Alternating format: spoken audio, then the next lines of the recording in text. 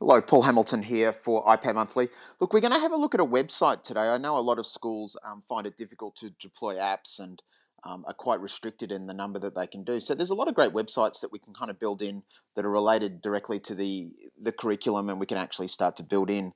The thing about websites is often that they have ads. So I've closed a few of the ads on this Switch View site. And they can be really annoying, and we just don't know what's going to pop up. So as a teacher, you really need to actually explore those first before you actually get your kids using them. Maybe it's a good opportunity to talk about digital citizenship and talk about advertising and all those sort of things. But this is called Switch Zoo.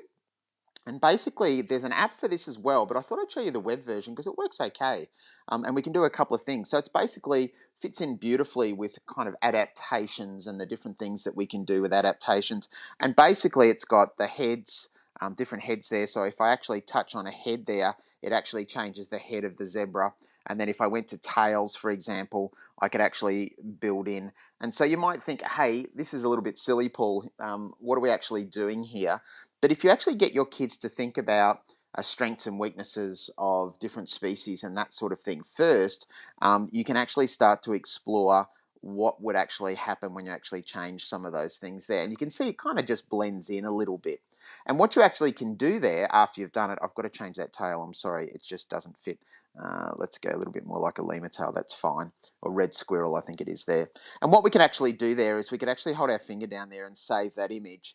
And probably where, well, not probably, essentially where the real learning is when we start to get kids to analyze why they've done certain things and what would be the impact. Now you can see there that it actually hasn't come back. So I'm just going to go back here and just have a look. Let's see if we can work around that because I thought you could do that. So, oh, okay, we could do something like take a screenshot. And then what we might do is bring it into something like Keynote instead, because I know that it's got some masking properties here, and that might just help us a little bit. So I'm going to start a new Keynote here. Let's go with a black one.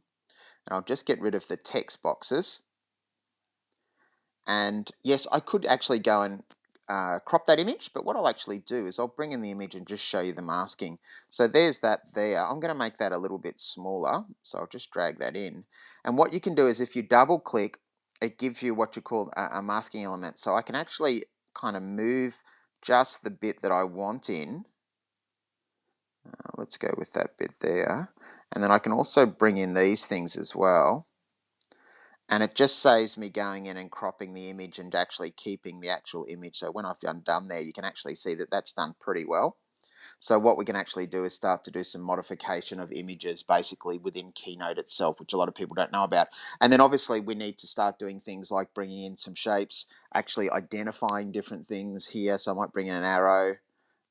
Let's stretch that out, turn that. And so I can actually start pointing to things and actually start to articulate as a student why I've actually done certain things like change the tail, change the head, what kind of impact would that make on different species adapting, and even what effect that might have on the whole ecosystem where they're actually living as well if you make one species a lot stronger than it was before. So it just fits in beautifully with the adaptations, and it's something that's not actually an app but a website that works fairly well.